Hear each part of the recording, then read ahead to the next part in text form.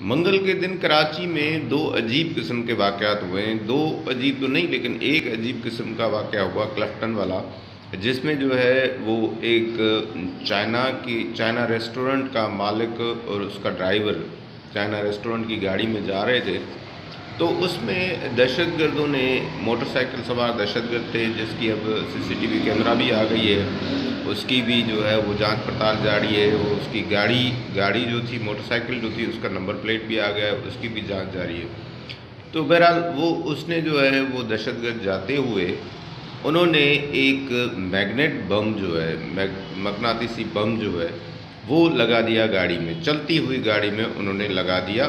اور تھوڑی آگے گاڑی چلی ہے تو اس کا وہ ڈیٹونیٹر جو اس میں لگا ہوا تھا وہ گر گیا اور وہ پھٹ گیا۔ اب کچھ لوگ یہ کہتے ہیں کہ وہ ایسے ہی گر گیا تھا اور پھٹ گیا،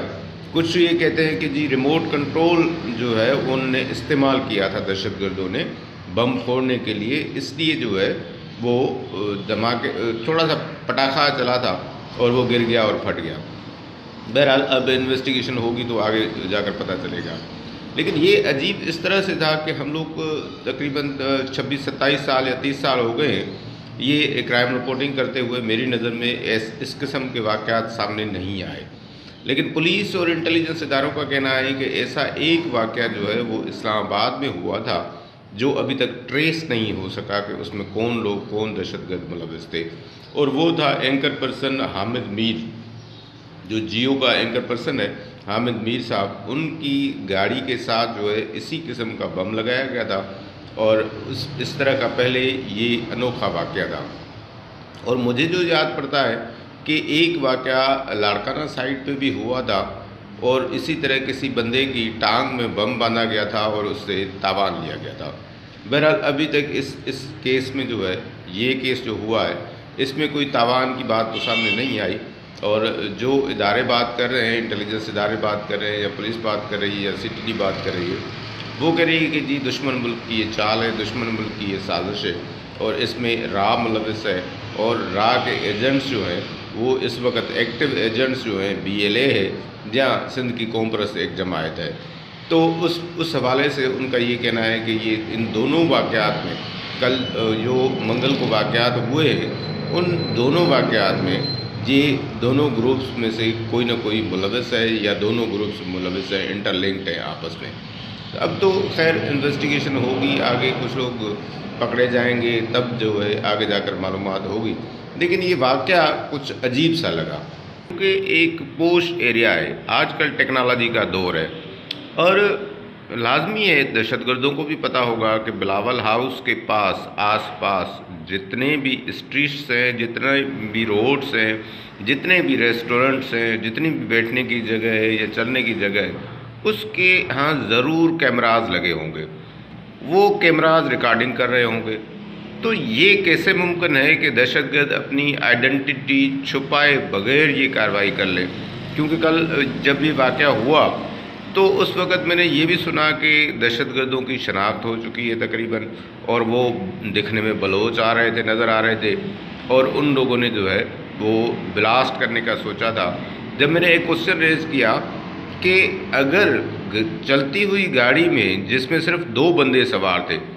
تو ان کو تو ٹارگٹ بھی کیا جا سکتا تھا، اسی وقت فائرنگ بھی کی جا سکتی تھی، تو یہ بم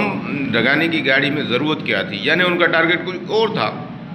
یہ چائنا ریسٹورنٹ کی گاڑی میں بم لگانے کا مقصد یہ ہوگا کہ کہیں اور جا کر یہ جو ہے جب وہاں رکے تو اس وقت وہ اس کو پھاڑ دیں، اس کو دھماکہ کر دیں اس کا، لیکن ان کا اس چیز کا کوئی جواب نہیں ملا، اور اس چیز کو یہ کہہ دیا گیا کہ جی اس طرح کا واقعہ ایک جو ہے آپ کے اینکر پرسن، جو چینل کے اینکر پرسن ہیں، ان کے ساتھ بھی ایسا ہو چکا تھا، تو لہٰذا یہ انہی کو ہی ٹارگٹ کرنا چاہ رہے تھے۔ خیر آگے چلتے ہیں، اور آگے چل کر جو ہے وہ پتہ چلے گا کہ کیا ہوا تھا کیا نہیں ہوا تھا۔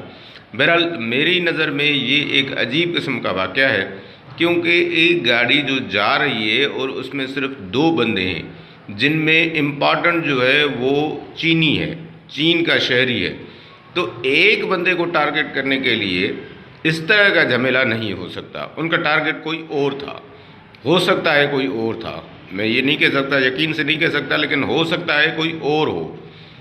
اور اس کی وضاحت جو ہے ابھی تک کسی ادارے نے نہیں کی اور نہ بتائی ہے، اور ٹارگٹ کون ہو سکتا ہے اس روٹ پہ جس روٹ پہ یہ گاڑی جا رہی تھی۔ تو بہرحال اب سی ٹی ڈی نے بھی کارروائی شروع کر دی ہے، سی ٹی ڈی نے انویسٹیگیشن شروع کر دی ہے، سی ٹی ڈی ہی کرے گی اس کی جانچ پڑتال۔ لیکن کچھ کوسچنس رہ گئے ہیں جو وہ یہ ہے کہ جی اس گاڑی کا بتا دیں کہ وہ جو موٹر سائیکل ہے، لازمی اس کی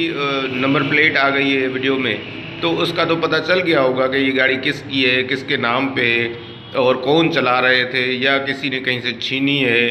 یا کسی نے کوئی رینٹ پہ لی ہے، کسی سے ایسے لے جائی گئی ہے کہ جی میں چکا لگا کے آتا ہوں۔ تو اس طرح کی باتیں ہوں گی بھی اور ہو بھی سکتی ہیں، لیکن ابھی تک پولیس کہتی ہے کہ یہ واقعہ جو ہے اس کی اس طرح کی رپورٹنگ نہیں کریں، یہ کچھ ہمیں سمجھنے دیں، ہمیں جاننے دیں۔ لیکن ان کو ابھی تک پتہ چل چکا ہے کہ یہ گاڑی کس کی ہے، یہ نمبر پلیٹ کون سی ہے اور کس چیز کی ہے۔ تو بہرحال انویسٹیگیشن شروع ہو گئی ہے۔ اور دوسرا واقعہ جو ہوا تھا وہ یونیورسٹی روڈ پہ ہوا تھا، جس میں دہشت گردوں نے ایک گرنیڈ پھینکا گاڑی پہ، یونیورسٹی روڈ پہ، یونیورسٹی کے پاس ہی۔ تو اس میں جو ہے وہ رینجرز اہلکار سمیت 4 بندے جو ہے وہ زخمی ہوئے۔ ایک پولیس آفیسر جو ہے، ہائی آفیشل جو ہے کراچی کا، اس نے یہ کہا کہ یہ دونوں انٹر لنکڈ ہیں، یعنی دونوں واقعات میں ایک ہی گروپ ملوث ہو سکتا ہے، یا پھر راہ کے جو 2 گروپس ایجنٹ جو ہیں وہ جہاں جو کام کر رہے ہیں وہ دونوں ملوث ہو سکتے ہیں۔ تو اس کی بھی انویسٹیگیشن جاری ہے۔ اور ان کا یہ بھی کہنا تھا کہ جو کچھ دن پہلے واقعات ہوئے تھے لیاقت آباد اور میرے خیال سے کورنگی میں، وہ بھی ایسے ہی ہینڈ گرنیڈ کے واقعات تھے، تو ان میں جو گروپ ملوث ہیں وہی گروپ اس میں بھی ملوث ہیں، یعنی اشارہ بالکل جو ہے وہ اسی طرف جا رہا ہے۔ راہ کے ایجنٹ ہیں، اور راہ ان واقعات دونوں واقعات میں پولیس اور انٹیلیجنس اداروں کا یہی کہنا ہے کہ ان دونوں واقعات میں راہ ملوث ہے اور راہ کے ایجنٹس ملوث ہیں۔ بہرحال اب انویسٹیگیشن شروع ہو گئی ہے، اب دیکھتے ہیں کہ آگے کب تک جو ہے وہ انویسٹیگیشن سامنے آتی ہے اور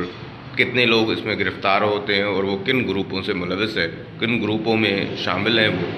اور یہ تقریباً جلد ہی سارٹ آؤٹ ہو جائے گا، کیونکہ اب تو ساری کراچی میں، پوری کراچی میں جو ہے وہ سی سی ٹی وی کیمراز لگے ہوئے ہیں، اور سی سی ٹی وی کیمراز کی مدد سے جو ہے پولیس کو انویسٹیگیشن میں آسانی ہو گئی ہے۔